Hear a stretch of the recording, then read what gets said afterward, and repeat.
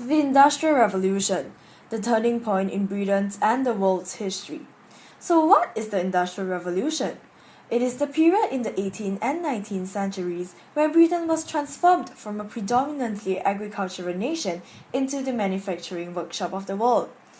This change, like any other changes, has its positive and negative impacts.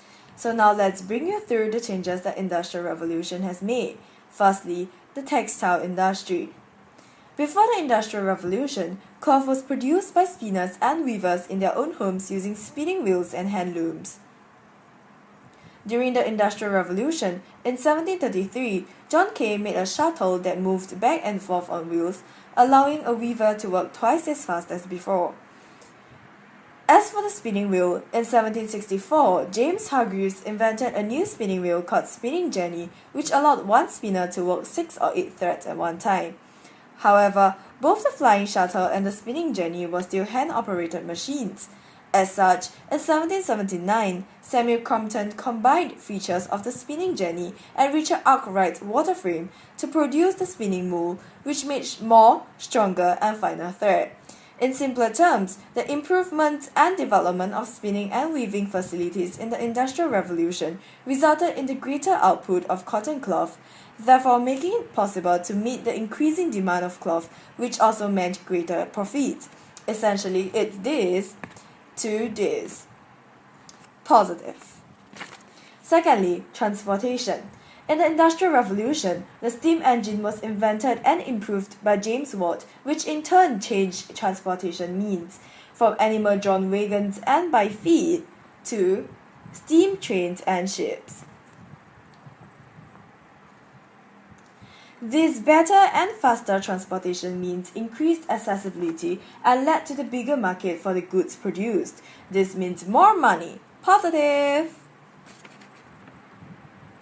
Thirdly, the working conditions. Back to the spinning mills. Because these machines were too large and expensive for people to use at home, spinning and weaving slowly stopped being work that families did together in their homes.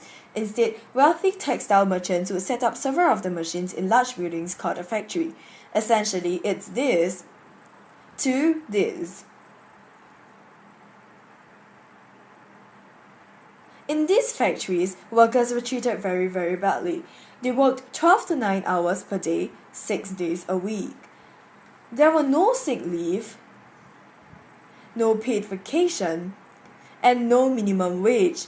Furthermore, their jobs were not secured and they could lose their job at any time. There was no security of employment.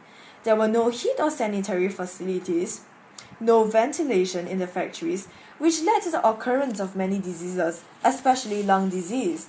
Not only so, there were no safety devices or safety precautions taken in the factories, and therefore accidents are more prone to happen. Yet, there were no compensation for injuries.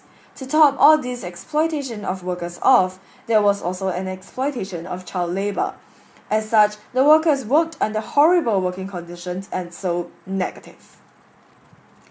The growth of the factory system also brought people flocking into the cities and towns, which brings me to my last point, urbanization.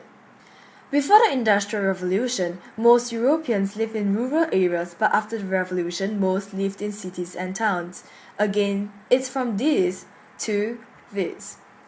However, because of the rapid and sharp growth of these cities, little thought was put into housing or sanitation. There was the problem of overcrowding, and sanitary conditions of these cities were terrible. Streets were unpaved and there were no drains. They collected heaps of filth and excrement, otherwise known as shit. These unhygienic living conditions fueled the spread of diseases. All these contributed to a low standard of living. Negative. And all this, for you, is the Industrial Revolution.